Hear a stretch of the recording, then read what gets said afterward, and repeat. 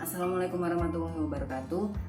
Selamat datang di channel 23. Khusus hari ini kita bakal kedatangan seorang tamu khusus dan istimewa dari Sekolah Tinggi Ilmu Ekonomi Bina Karya yang bernama Rifdan Ansrullah dengan NPM 19110314. Nah, khusus hari ini kita akan membahas tentang ekonomi makro. Tanpa lama-lama, mari kita simak. Ayo kita interview aja sekarang.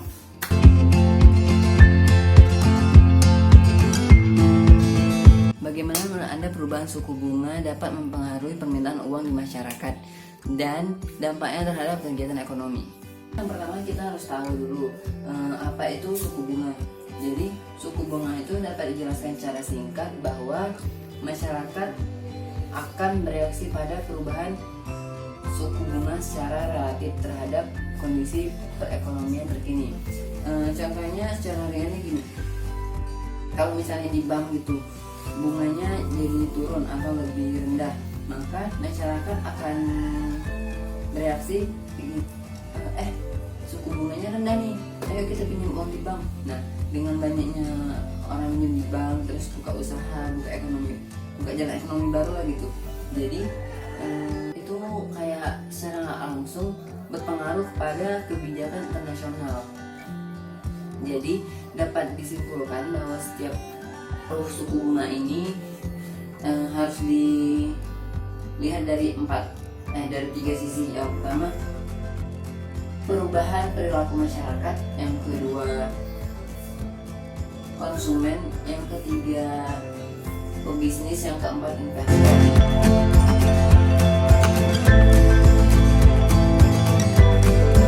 Apa sih pendapat Anda tentang perbedaan tarif barier dengan tarif non barier?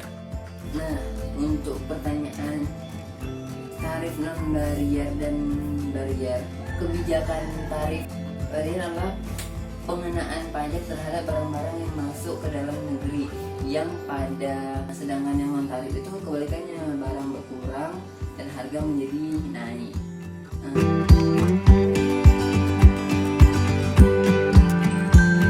Bisa dijelaskan bagaimana cara instrumen ekonomi bekerja?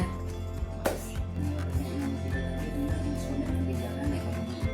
Nah, itu kan dibagi tiga tuh. Yang pertama ada kebijakan internasional, yang kedua ada kebijakan perdagangan internasional, yang kedua pembayaran internasional, yang ketiga kebijakan bantuan luar negeri. Nah, jadi kebijakan perdagangan internasional itu yaitu tindakan khusus tentang ekspor dan barang jasa gitu. Nah, yang kedua tentang pembayaran internasional, yaitu tentang pengawasan terhadap bayar sesuai judulnya, yaitu pembayaran gitu kan. Lalu yang ketiga secara singkat kita jelaskan kan, biar nggak beribet. Yang ketiga itu tentang kebijakan bantuan luar negeri, sesuai dengan judulnya, yang ini terhadap pembangunan serta bantuan di bidang militer.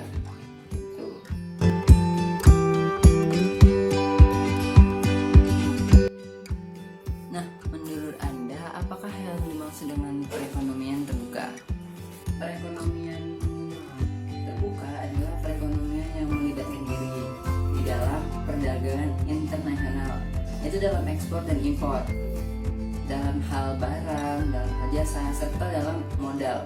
Nah, itu nggak hanya negara sendiri, itu dengan negara-negara lain gitu kan, contoh kayak Malaysia gitu. Terus sistem ini juga memberikan kesempatan bagi masyarakat untuk berinteraksi, nah, dalam bidang ekonomi dengan negara lain, baik itu perseorangan, baik itu swasta maupun pemerintahan. Kegiatan ini juga bisa kegiatan ekonomi ini bisa juga dalam bentuk perdagangan produk barang ataupun jasa, pertukaran teknologi dan sebagainya.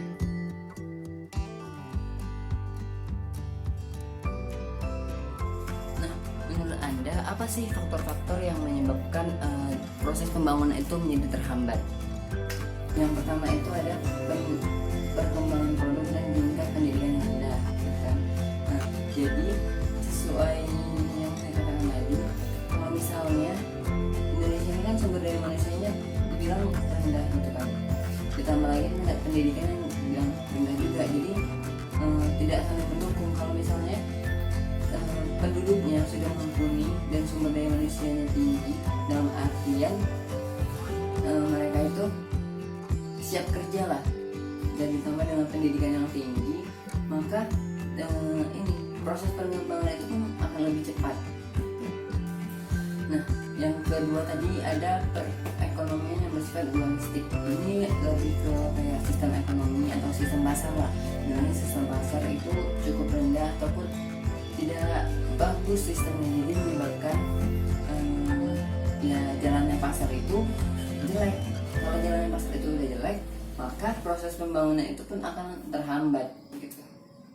Yang ketiga itu ada tingkat pembentukan modal yang rendah. Di pembentukan modal di negara yang berkembang itu produktivitas tadi yang nomor pertama punya yang sangat rendah mengakibatkan rendahnya pembentukan modal. Kalau misalnya udah kayak gitu, jadi tabungan pun jadi rendah juga. Tabungan yang rendah melemahkan pembentukan modal yang pada akhirnya kekurangan modal. Masyarakat terbelakang, kekayaan alam pun belum dapat diolah. Jadi yang keempat itu ada struktur ekspor berupa bahan mentah yang bersifat industri yang mendorong ekonomi dualisme. Yang tadi karena kayak gitu, kan kalau misalnya udah sistem pasar udah rusak, jadi yaitu kalau belum diperbaiki maka prosesnya itu ya terhambat. Dan jadi salah satu penghambat perkembangan atau pembangunan tadi. Yang kelima yang terakhir ada proses sebab akibat kumulatif. Ini sering terjadi di daerah-daerah miskin sebagai akibat pembangunan daerah maju, sehingga timbul gap atau jarak gitu antara daerah maju dengan daerah miskin. Keadaan-keadaan yang menghambat pembangunan itu disebut backwash effect. Sekian penjelasan dari saya. Kalau misalnya ada salah-salah, saya mohon maaf.